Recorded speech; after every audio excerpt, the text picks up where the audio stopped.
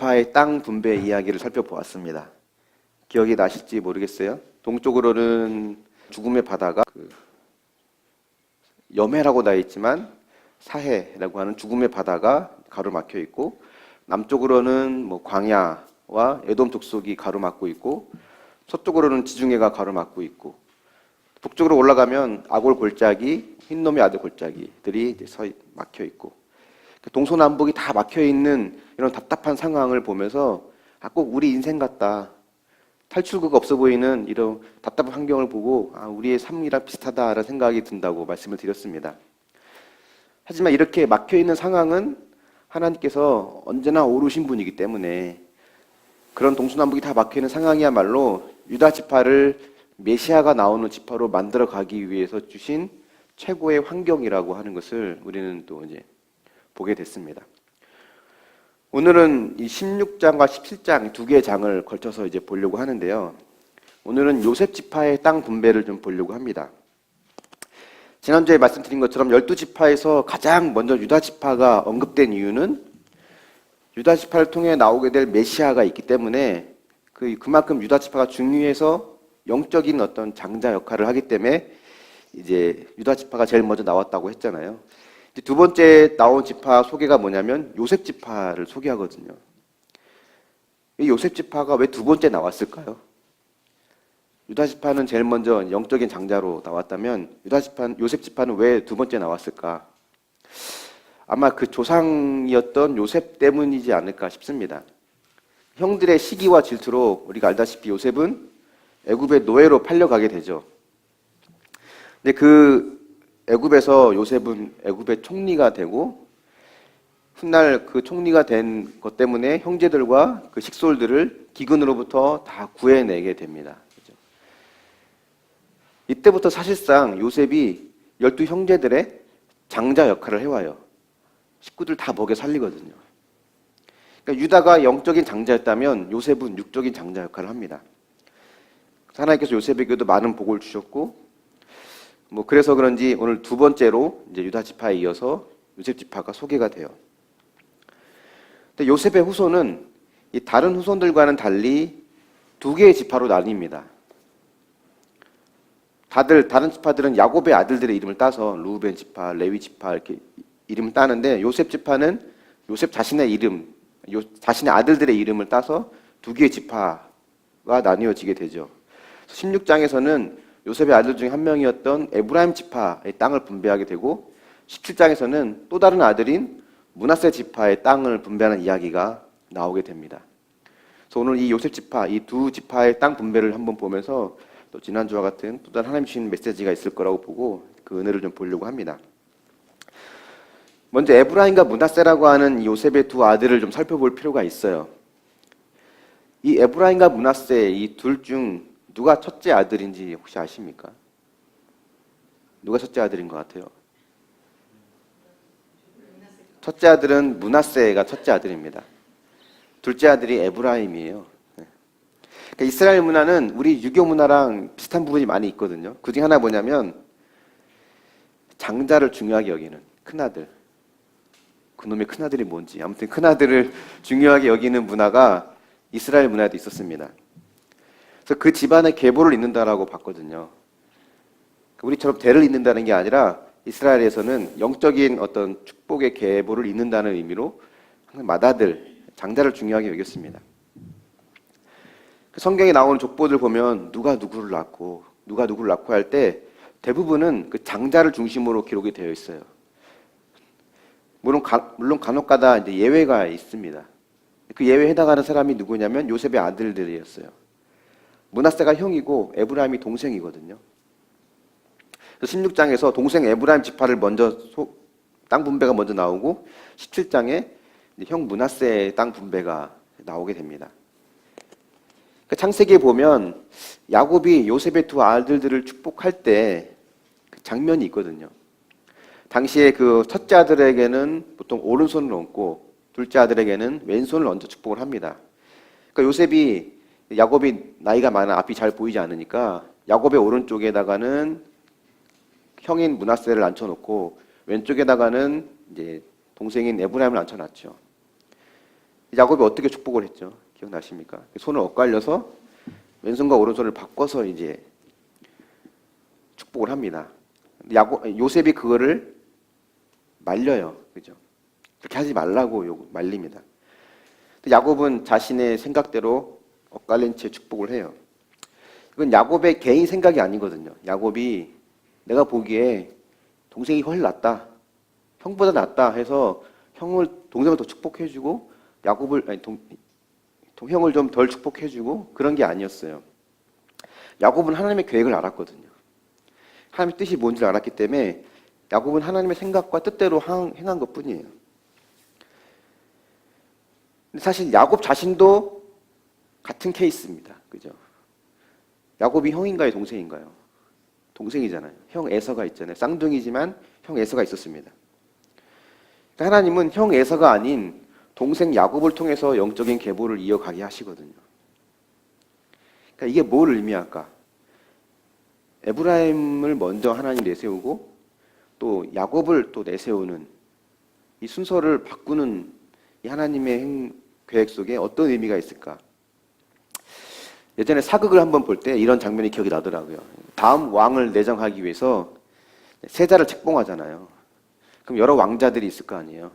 그때 어떤 왕자는 중전의 아들이기도 하고 어떤 사람은 뭐 각 빈들, 후궁들의 이제 아들이기도 하는데 어떤 경우는 테스트를 하더라고요. 드라마에서 그런지 몰라도 테스트를 해서 합격한 사람한테 세자를 책봉을 허락해 주는 거예요. 서로 자기가 책봉되기 위해서 치열한 그런 권력 싸움과 정치 싸움과 그런 음모 술수들이 막 이제 그 사극의 배경에 막 깔려 있는 걸 보게 됩니다. 그러니까 하나님께서 형과 동생을 테스트해보고 그 중에 높은 점수를 얻은 사람한테 이 계보를 있게 하셨나? 그건 아니라는 거예요. 야곱과 에서의 경우를 보더라도 하나님이 언제 야곱을 택했는지 우리는 알 수 있지 않습니까? 두 아들이 어머니 리브가 뱃속에 있을 때 하나님은 이미 큰 자가 어린 자를 섬길 거라고 하는 그 말씀을 주셨어요. 그죠? 그러니까 그들이 태어나기도 전에 하나님은 원래부터 계획을 갖고 계셨고 그렇기 때문에 그들이 뭘 하고 안 하고 행동에 따라서 테스트를 통과한 사람이 선택되는 게 아니란 말이에요. 에브라임과 므낫세도 마찬가지입니다. 하나님께서 그들의 행위를 보고 너는 얘보다 낫다 해서 자격이 되는 사람을 뽑은 게 아니라 하나님의 태초부터 세워진 계획 안에 진행이 되는 거죠. 그렇다면 우리가 할 일은 뭘까? 하나님의 계획 안에 다 이루어져 있다면 우리가 해야 될 일은 뭘까? 우리가 할 일은 이 하나님의 100% 오르심을 인정하는 겁니다. 그렇게 믿음 좋다고 하는 요셉도요, 쉽게 인정하지 못했어요. 성경에 보면 요셉이 그것을 기뻐하지 않았다라고 하거든요. 창세기 48장에 보면 요셉이 기뻐하지 않았어요. 하나님의 생각이 100% 오르신 것을 그 의로운 요셉도 인정하지 못했어요. 평생을 착하게 살았잖아요. 그래서 결정적일 때 아버지가 틀렸고 내 생각이 맞다라는 걸 내세우는 요셉을 보면 믿음이라고 하는 것은 누가 더 있고 누가 없고를 우리가 겉으로 볼 때는 알 수 없는 것 같아요. 요셉은 늘 자기 생각이 지금까지 맞아왔거든요. 보디발의 아내가 유혹할 때도 뿌리쳤고 뭐 꿈을 해석하는 과정도 있었고 이 모든 것들이 자기가 생각하고 하나님의 주신 지혜로 이야기해내고 했던 것들을 다 성공적으로 이뤘던 사람이 요셉이었기 때문에 아마 그것조차도 자신의 생각대로 하려고 했던 것 같습니다. 반면에 유다를 한번 보면 오히려 요셉보다 유다, 왜 하나님께서 영적인 장자로 유다를 택했는지를 조금 엿볼 수 있는 대목이 나오죠. 자신과 동침한 며느리를 보고 그 며느리에게 한 말이 네가 나보다 옳다였거든요. 그러니까 우리가 할 일은 하나님은 무조건 옳다라는 걸 인정하는 거예요. 100% 옳다는 것. 내가 형 므낫세의 자리에 있다 하더라도 하나님께서 동생 에브라임이 먼저라고 하시면 그 동생을 인정하는 게 믿음입니다. 그것이 하나님을 인정하는 것이기 때문에 그래요. 이것이 인정이 안 되니까 그 인정을 받아내기 위해서 때론 내가 세상의 힘으로 굴복시키고 이겨내려고 하기 때문에 내 삶이 더 힘들어지고 때로는 내 삶 가운데 유혹과 시험이 찾아오게 되는 거죠. 내가 보기에는 형편없어 보이는 남편이고 아내고 자식이고 또 공동체의 리더고 내가 보기에는 형편없는 것 같아도 하나님께서 세우신 사람이고 하나님이 사랑하는 자녀라는 것을 인정하는 것이 믿음이라는 거예요. 왜냐하면 그것이 하나님을 인정하는 것이기 때문에 그렇다는 겁니다. 그 사람의 인격을 인정하는 게 아니라 그 사람 삶을 인정하는 것이 아니라 그 사람을 세우신 그 공동체의 장을 세우신 리더를 세우신 하나님의 질서를 인정하는 거죠. 그것이 하나님을 인정하는 건데 이걸 인정했기 때문에 유다가 복을 받았어요. 근데 우리는 이렇게 유다처럼 그는 나보다 옳도다의 고백을 하기가 굉장히 어렵습니다. 유다도 저절로 되지 않았죠. 유다는 그동안 살아오면서 수많은 자신의 육이 무너질 사건을 경험하고 그 사건 앞에 마침내 무릎을 꿇은 거예요. 며느리 다말이 가족의 대를 잇기 위해서 또 예수님의 계보를 잇기 위해서 수치를 무릅쓰고 시아버지와 동침한 것을 알았을 때 유다가 비로소 깨달은 거죠. 악하고 음란한 나 때문에 지금 며느리 다말이 저렇게 수고하고 있구나. 이런 가정의 수치스러운 일, 부끄러운 일이죠. 시아버지와 며느리가 동침했던 일들은. 이 부끄러운 일이 나의 죄 때문임을 인정하는 것이 하나님의 오르심을 인정하는 겁니다. 하나님의 오르심을 인정하지 못했던 이 요셉은요. 그 요셉의 인간적인 생각은 그 후손들에게도 그대로 전달이 돼요. 그래서 요셉의 후손인 에브라임 지파, 므낫세 지파는요. 훗날 유다 지파를 끊임없이 괴롭힙니다. 나중에 북이스라엘과 남유다로 나누어질 때 이 북이스라엘에 누가 이 중심으로 북이스라엘이 뭉치게 되냐면 에브라임 지파를 중심으로 모이게 돼요. 요셉이 장자 역할을 하면서 그 후손에게도 이게 그대로 영향이 됐는지 요셉 지파의 발언권이나 그런 영향력이 다른 지파들보다 훨씬 강했습니다.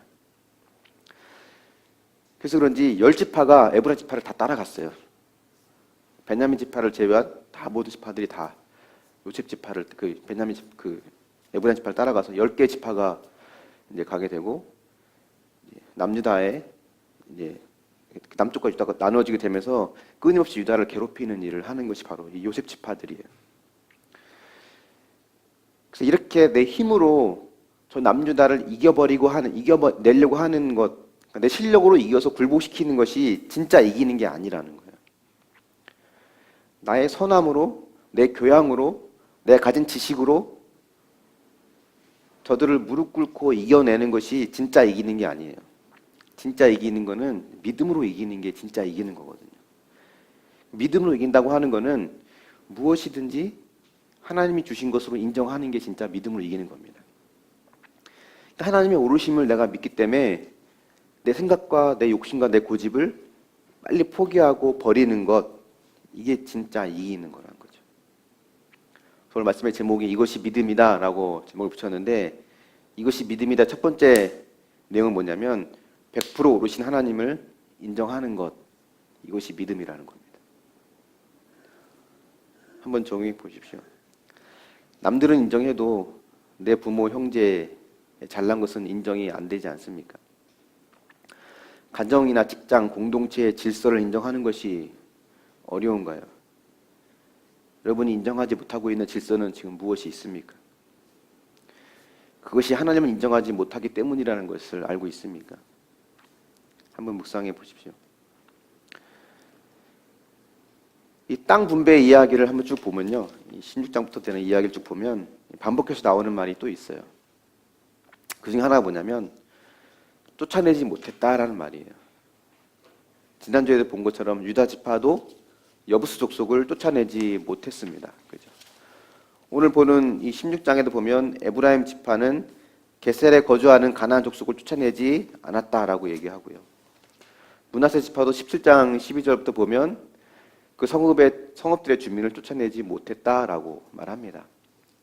각 지역별로 할당된 지역이 있잖아요. 각 지파별로 할당된 지역이 있어요. 근데 각 지파들이 완벽하게 가나안 주민을 다 쫓아내지 못합니다. 오히려 그들의 바알 숭배 같은 이방 문화에 물들어 버려요. 가나안의 대표적인 우상이 바로 바알과 아세라라는 풍요의 신이잖아요. 이 풍요의 신을 우상으로 여겼던 문화가 바알의 그 가나안의 문화였는데 이스라엘이 왜 그들을 쫓아내지도 못하고 왜 그들이 가지고 있는 이 바알의 문화를 다 받아들이게 됐을까? 그렇게 하나님의 기적과 능력을 그들이 경험했으면서도 불구하고 왜 그들은 왜 그런 이방 문화에 노출될 수밖에 없었을까? 그들의 안에는 가나안의 풍요로운 모습들, 그것이 그들의 또 다른 우상이 되어버린 거죠. 가나안 족속을 쫓아내지 못했다는 것은 그들이 강해서가 아니에요. 그들이 철병거를 가지고 있고 뭐 안악자손이고 뭐 거인 같은 족속이라서 쫓아내지 못한 게 아닙니다. 그런 가나안을 쫓아내지 못한 것은 그들의 풍요로움을 추구하는 내 속에 욕심이 있기 때문이에요. 쫓아내고 싶은 마음이 내게 없는 겁니다. 그러니까 우리가 짓는 죄는 어쩔 수 없는 환경 때문에 짓는 것이 아니라 내가 하나님처럼 되고 싶어하는 마음, 하나님 없이 내 힘으로 스스로 살아보고자 하는 그 마음에서 나오는 나의 그런 욕망으로 생기는 결과가 바로 죄거든요. 지난주에도 쫓아내지 못하는 이스라엘 모습을 보면서 우리에게 주는 메시지가 있다고 말씀을 드렸어요. 기억이 나실지 모르겠습니다. 그 중에 하나는 뭐였냐면 우리는 뼛속까지 죄인이라는 것이었습니다.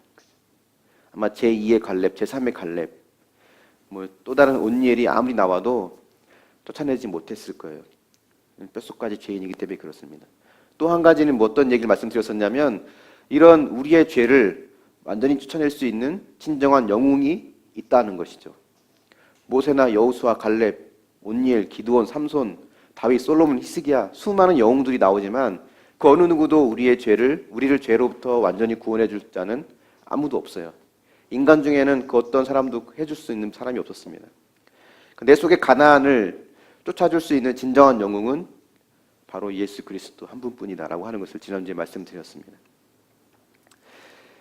유다 지파, 요셉 지파도 마찬가지로 쫓아내지 못했거든요.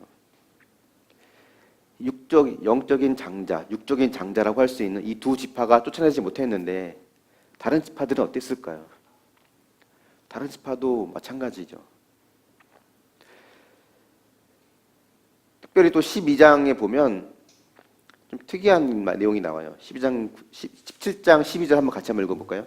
17장 12절입니다. 시작. 그러나 므낫세 자손이 그 성읍들의 주민을 쫓아내지 못하매 가나안 족속이 결심하고 그 땅에 거주하였더니 내가 쫓아내지 못하니까 가나안 사람들이 결심하고 그 땅에 이제 거주하고 있어요. 그러니까 우리는 늘 내가 반복적으로 쫓아내지 못하고 있는 내 속의 가나안 세력이 뭔지를 끊임없이 봐야 됩니다. 왜냐하면 이것이 바로 내 속에 결심하고 뿌리 박혀 있는 우상이기 때문에 그래요. 우리 안에 있는 우상 여러 가지가 있거든요. 무엇이든 다 내 마음대로 통제하고 싶어하는 그런 욕망들, 편안하고 안락함에 주저앉고 싶어하는 욕망들, 반복해서 짓는 내 속의 은밀한 죄와 욕심들. 요즘 뭐 20년 전에 죽었던 어떤 가수의 그런 죽음에 대해서 여러 논란들이 있는데 그런 세상의 뉴스를 보거나 여러분 큐티인 책에 나와 있는 수많은 간증들을 쭉 보면 인간은 사회에 있는 모든 갈등, 싸움의 뿌리는 두 개로 좁혀집니다. 결국은 돈과 음란이에요. 돈을 벌기 위해 악을 행하고 악을 행한 다음에는 음란으로 가는 게 인간의 죄성이거든요. 그 예수님이 이 세대를 보고 악하고 음란한 세대라고 하신 것 같아요. 결국 이 두 가지 돈과 음란 때문에 싸우고 죽이고 하는 것이 우리 인간 세상에 있는 수많은 갈등과 싸움입니다. 이건 개인과 개인의 싸움뿐만이 아니라 국가와 국가 간의 싸움에도 마찬가지예요. 결국 돈과 음란이거든요. 내 속에 자리 잡고 있는 이 가나안의 뿌리 깊은 세력, 내 속에 결심하고 있는 세력은 그것도 좁히면 결국 내 안에도 돈과 음란이라는 거예요. 이것들이 결심하고 내 속에 있고 내 가정에 자리 잡고 있고 내 공동체에 자리 잡고 있는 것은 어쩌면 이것은 내 욕심과 내 안에 있는 우유부단함, 돈을 사랑하는 마음, 내 속에 있는 음란함 때문인 것을 우리는 인정해야 됩니다. 그래서 이것이 믿음이다. 두 번째 내용은 뭐냐면 내 속의 가나안과 끝까지 싸우는 것이 믿음이라는 거예요. 그것이 결심하고 내 거주하지 못하도록 끝까지 싸우는 게 믿음이에요. 한번 적용해 보십시오. 여러분, 내 속에 여러분 안에 있는 가나안은 무엇이 있습니까? 신앙생활을 오래 하고 큐티를 하고 묵상하고 그렇게 하지만 여전히 쫓아내지 못하고 있는 가나안의 세력이 무엇이 있나요? 그것이 내 속에 있는 우상이라고 하는 것을 인정하십니까? 14절에 보면 이 요셉 자손들이 여호수아에게 또 뭔가를 더 요구해요. 한번 14절 같이 한번 볼까요? 시작. 요셉 자손이 여호수아에게 말하여 이르되 여호와께서 지금까지 내게 복을 주심으로 내가 큰 민족이 되었거늘 당신이 나의 기업을 위하여 한 제비 한 분깃으로만 내게 주심은 어찌함이니까 하니. 지금 무슨 말 하는 거냐면 요셉 자손들이 와서 여호수아에게 우리는 다른 지파보다 더 크니까 더 달라는 거예요. 여호수아가 에브라임 지파 사람이거든요. 우리가 남인가? 그 얘기하는 거예요 지금. 더 달라는 거죠. 이걸 보면 여호수아가 참 인생이 피곤했겠다. 참 이 이스라엘을 목회하기 참 피곤했겠다. 갈렙처럼 자기가 알아서 이 산지를 내게 주소서 하는 그런 험난한 산지를 달라고 하는 자들이 있으면 참 좋을 텐데 그런 사람만 있는 게 아니에요. 요셉 자손들처럼 우리가 남이냐 이러면서 좀 특혜를 달라고 좀 도와달라고 하는 사람이 있는가 하면 또 어떤 사람들은 요단강도 건너기 전에 이 땅이 더 좋으니까 우린 건너지 않고 여기서 살래요. 그냥 주저앉을래요. 여기서 하겠다는 사람들도 있고 뭐 별의별 사람들이 다 있어요. 참 여호수아가 피곤했겠다 생각이 듭니다. 근데 그런 요셉 자손들에게 여호수아가 브리스 족속과 리바임 족속의 땅을 스스로 개척하라라고 이야기합니다. 그렇게 얘기하니까 이제 요셉 자손들이 핑계를 대죠. 그 땅은 우리에게도 넉넉하지 않고 거기는 철병거가 있다는 거예요. 사실 요셉 자손이요 지금 와서 얘기하는 거는 사실 그 속을 가만히 들여다보면 단순히 땅을 더 달라는 게 아니에요. 땅을 더 달라는 게 아니라 편하고 좋은 땅을 달라는 거예요. 철병거가 다른 적은 없었을까요? 다른 민족들에겐 철병거가 없을까요? 요셉 지파보다 작은 지파들도 그 철병거와 싸우면서 땅을 차지하는데 요셉 지파는 특별한 걸 요구하고 있는 거예요, 지금. 왜 그들이 특별한 걸 요구할까? 늘 요셉 지파는 그래도 영향력이 있다고 했잖아요. 이스라엘 지파 안에 전통적으로. 그들이 특별하다고 생각했기 때문에 그래요. 근데 이런 자신이 특별하다고 생각하는 사람들과 비교되는 사람들이 17장에 나와요. 누가 나오냐면 3절에 보면 므낫세의 현손인 슬로보앗의 딸들이 나옵니다. 좀 배경을 아실 필요가 있는데 이 당시에 이제 그 아들들에게 그 기업이 이어졌거든요. 근데 이제 므낫세 현손 중에서 슬로보앗이라는 사람이 있는데 이 사람에게는 아들이 없었어요. 그러니까 그 기업을 물려줄 아들이 없는 거예요. 그래서 이 딸들이 그걸 이제 이의 제기를 하죠. 모세가 하나님 앞에 여쭙고 하나님께서 그 딸들도 땅을 차지할 수 있게 조치를 해줍니다. 그게 이제 모세가 살아있을 때 얘기예요. 그리고 이제 약속 땅에 도착을 하고 나서 이제 이 딸들이 이제 그때 약속을 기억하고 우리에게도 땅을 허락해 달라고 요구를 하는 거예요. 근데 지금 요구한다고 해서 당장 이게 이 딸들 땅이 되는 게 아니에요. 지금 아직 여전히 가나안 족속들이 있잖아요. 그 전쟁을 통해서 얻어야만 되는 얻어야 하지만 내 땅이 되는 거거든요. 갈렙처럼 그냥 갈렙이 그랬던 것처럼 이 딸들도 무조건 좋은 땅 달라고 하는 게 아니라 내가 싸워서 이길 땅, 이 산지를 내게 주소서라는 마음으로 내게 땅을 달라는 겁니다. 그러니까 하나님의 약속에 의거해서 우리가 여자이지만 그 땅은 얻을 수 있다고, 그 땅은 달라고 지금 요구하는 거거든요. 요셉 자손은 슬로보앗의 딸들처럼 하나님의 약속에 의거한 것이 아니라 나는 특별하다고 하는 이 특권 의식에서 땅을 달라고 하는 거예요. 스스로를 다른 사람과 차별하고 다른 지파들과는 우리가 다르다라는 것을 늘 말하고, 늘 윗자리에 자신을 놓고 철병거를 핑계대면서 대가를 지불하지 않으려고 하는 이 비겁한 모습. 이 비겁한 모습은 겉으로는 약속의 땅을 얻어 기업을 얻으려고 하는 거룩한 행동인 것처럼 보이지만 사실은 자신의 이익만을 추구하는 이기적인 행동이라는 거예요. 근데 이런 요셉 지파의 이기적인 모습 속에서 제 모습이 보이더라고요. 그저 편안하게 노력하지 않고 좋은 땅을 차지하고 싶어하는 이 모습 속에서 여호수아가 개척하라고 명령하잖아요. 하지만 철병과 핑계를 대는 요셉 지파의 모습을 보면 늘 편안하게 그냥 안주하고 싶어하는 저의 그런 고질적인 게으름의 모습들을 보게 돼요. 저도 늘 특별 대우를 받으려고 하고 또 개척하면서 지불해야 될 많은 대가들을 지불하고 싶어하지 않는 그 내 모습을 보면 이 요셉 지파의 모습이 저의 모습이라고 보게 됩니다. 교회 개척을 이제 하고 여러 교회 개척을 준비하는 사람들과의 모임을 가끔 가다 보면 제가 이렇게 얘기하거든요. 하나님을 믿고 개척을 해보라고. 내가 개척해보니까 부교육자 시절에 열심히 한 거 그거 열심히 한 거 아니더라. 진짜는 개척하고 나서부터가 진짜 목회더라. 생계 걱정하지 말라고. 하나님께서 먹이시고 입히시고 채워주시니까 걱정하지 말라고 조언을 막 해요. 큰 소리 막 쳐놓죠. 하지만 막상 저는 철병거가 있어서 못한다느니 너무 좁다느니 수많은 핑계와 그런 불평들을 막 생각해내고 있는 저를 보게 됩니다.